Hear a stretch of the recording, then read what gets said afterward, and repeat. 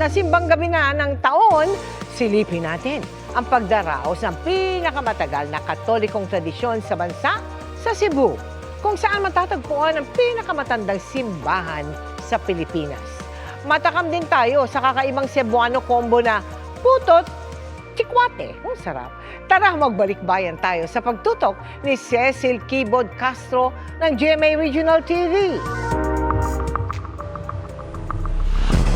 Sinubok man ng unos ngayong taon, Jesus, no, oh my God, Lord. tulad ng magnitude 6.9 na lindol noong Setyembre at bagyong Tino noong Nobyembre. Padayon lang o patuloy lang ang buhay ng mga Cebuano na hindi pa rin nalimot ang diwa ng Kapaskuhan sa kabila ng mga dagok sa buhay.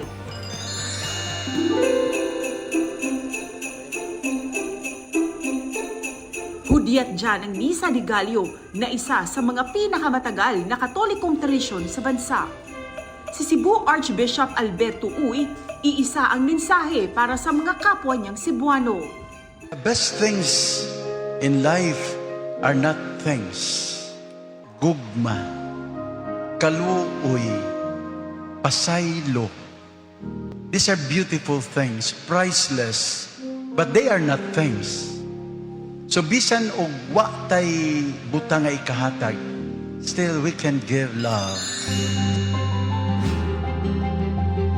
Dito sa Basilica Minore del Santo Niño de Cebu na pinakamatandang simbahan sa Pilipinas,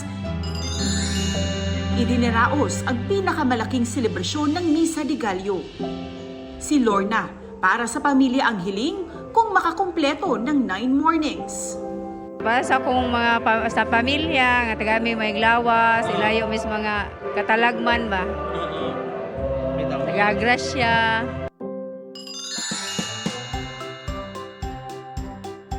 Kakaibang food trip din ang bida sa probinsya, sabay sa taunang tradisyon ng simbang gabi ng mga Katoliko. Wow! Ayan na, nakakatakam naman. Alam nyo ba na ang puto sikwate ay kilala dito sa Cebu? Lalo na kapag Christmas season. Madalas na go-to treat after simbang gabi ang puto at sikwate tandem. Let's try! Tara, Okay. cheers! Cheers! Cheers! Uy, ang sarap. Sobrang rich. No, sobrang sarap. Sarap. Sobrang lasa niya. Malinamnam talaga, sobra. Solid. Tapos, yung iba din ni-dip. Wow, kita nyo. Let me know kung masarap. Sarap. Sarap. Kasi yung puto itself palang masarap na. Tikman ko with sikwate. Sobrang sarap. No.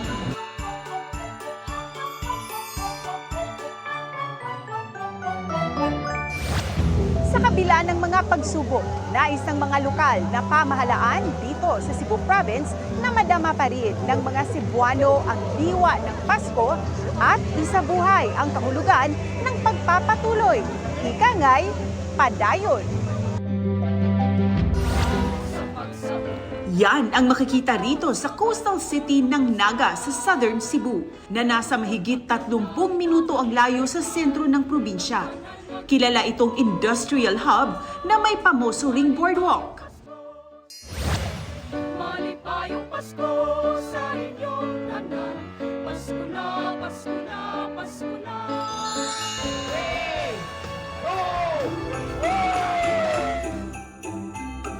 At ang kanilang tema ngayong Pasko, sabay sa himig na it's the most wonderful time of the year.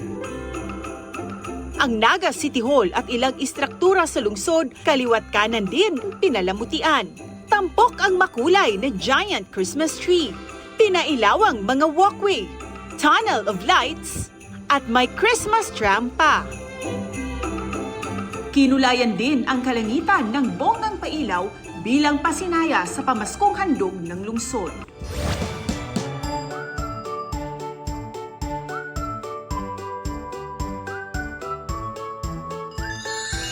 Anumang hamon ng buhay, basta't may tiwala at pananalig sa may kapal, walang imposible. Padayon lang, mga kapuso.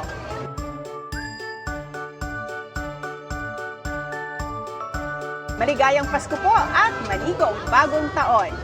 Para sa Balikbayan, Paskong Pinoy 2025, ako po si Cecil Kibod Castro ng GMA Regional TV, nakatutok 24 oras.